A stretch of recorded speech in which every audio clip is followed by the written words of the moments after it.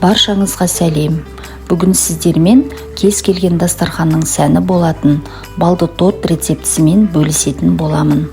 Менің каналыма шығатын жаңа видеоларды жіберіп алмас үшін лайк басып, каналға тіркеліп, қоңыраушаны белгілеуді ұмытпаңыз.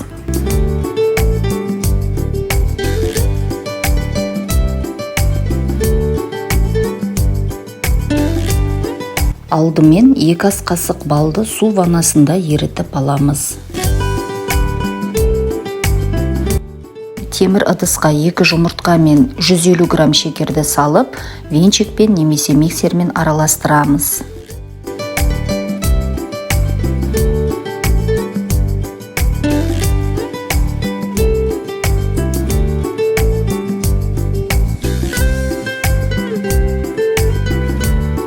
Енді массамызға 60 грамм сары майды салып, ыдысты баяу отқа қойып, май ерігенше қозғаймыз.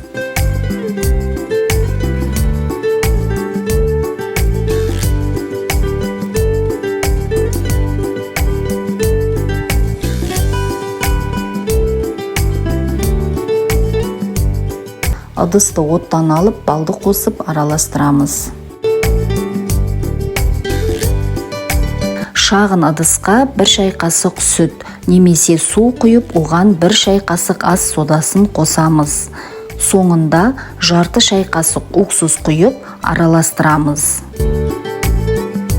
Соданы массамызға қосып араластырамыз.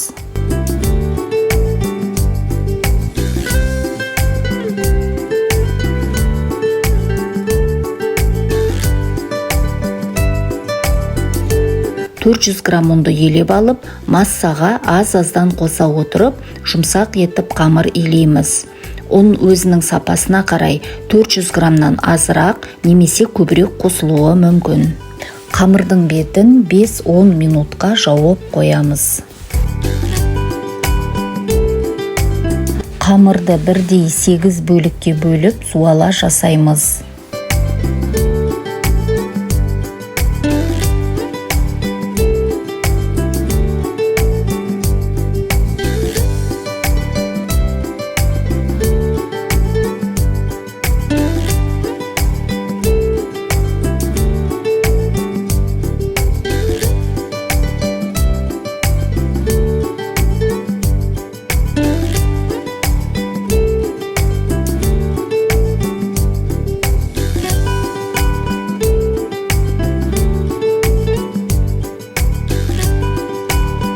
Аздап ұрпақ себелей отырып, 22-24 см көлемінде қамыр жаямыз. Аздап ұн себелеген формаға салып, 150 градус қызып тұрған пеште әр қайсысын 3-4 минут пісіріп алдым. Сіз өзіңіздің пешіңіздің немесе духовкаңыздың қыздыру мүмкіндігін ескеріңіз. Піскен корждарды 22 см диаметрде ойып алдым.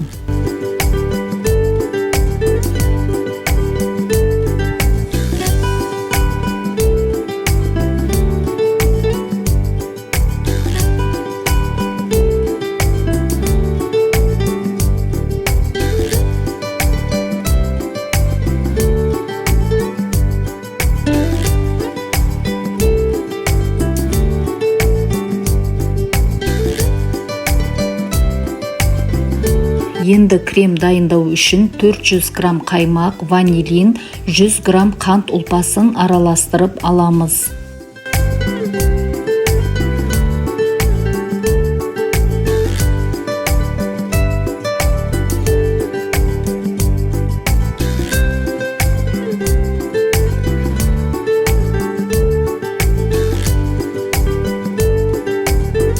Корждарға крем жақсы сіңу үшін әр қайсысын шанышқымен шаншимыз.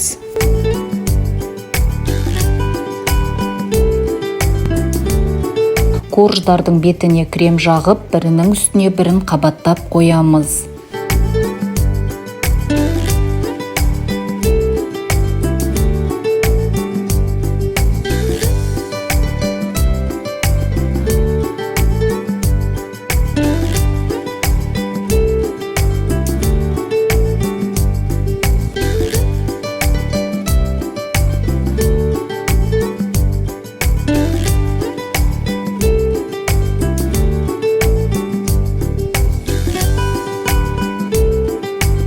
торт дайындау үшін 7 коржды пайдаланамыз.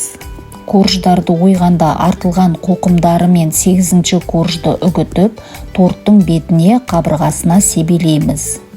Балды тортты тоңазытқышқа 5-6 сағатқа немесе бір түнге қойып қоюға кеңес беремін.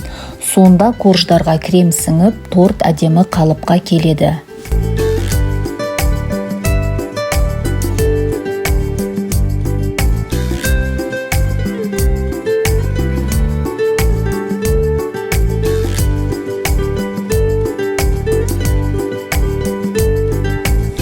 Міне, балды торт өте жұмсақ, дәмді болып шықты. Сізге де дайындап көруге кеңес беремін.